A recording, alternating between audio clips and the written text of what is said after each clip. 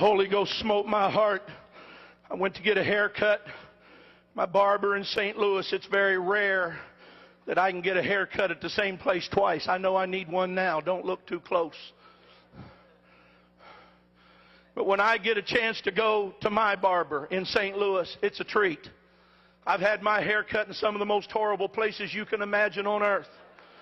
Brother Kelly and Sister Kelly, I went and got one in Scotland when I was there. And the guy got to talking about Margaret Thatcher, and I thought he liked her, and found out he hated her guts. But the more I talked about her, the more he cut.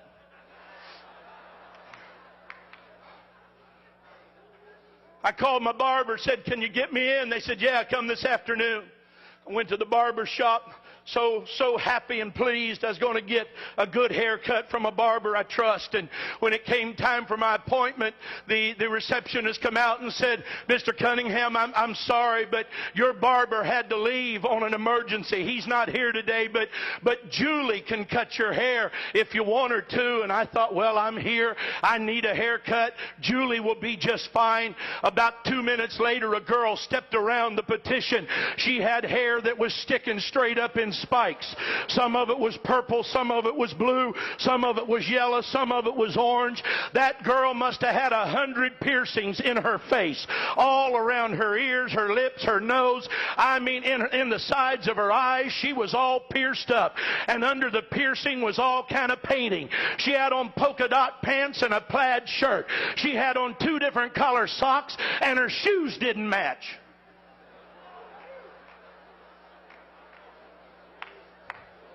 She said, "I'm Julie. Are you Jack?"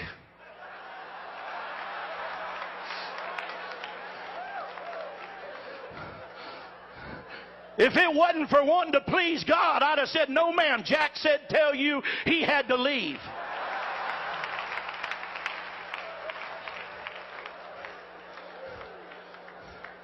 And I thought, well, I'll just endure it. And I went and sat down, and I did like I do too often. I thought I'll just go to sleep.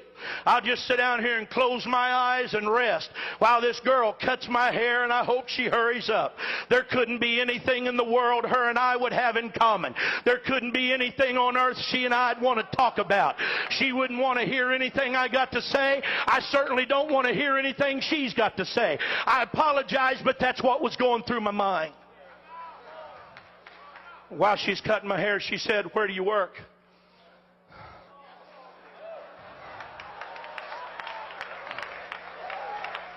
So, well, I work over here at the World Evangelism Center. Go to the end of I-70 and right where it butts into 270, that big building right there. And she said, "Oh, yeah, I was there the other day."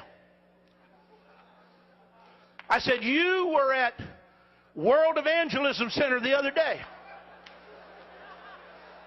She said, "Yeah, you have a bookstore in there, don't you?" I said, "Yes, ma'am." She said, "My mama is a cocaine addict. My uncle is a hopeless cocaine addict." She said, "Somebody gave my mama one of those videos on Left Behind." And she said, "We all sat down in the living room and watched it." And she said, "I don't know nothing about God, and I don't know nothing about the church, and I don't know nothing about the Bible." But she said, "When I was finished watching it, I knew I didn't want to go to hell."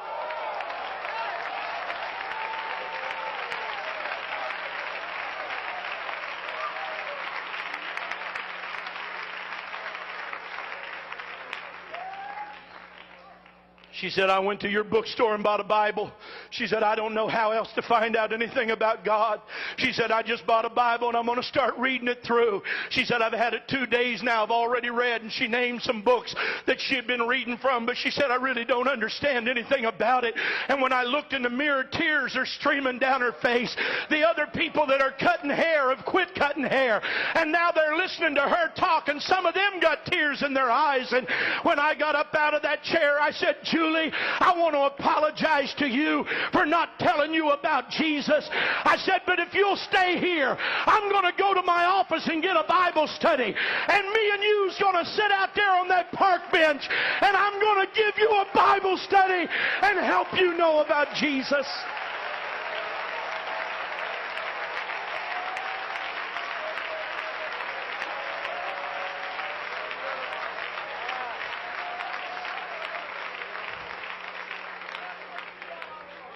We don't have a right to determine who can hear and who can't.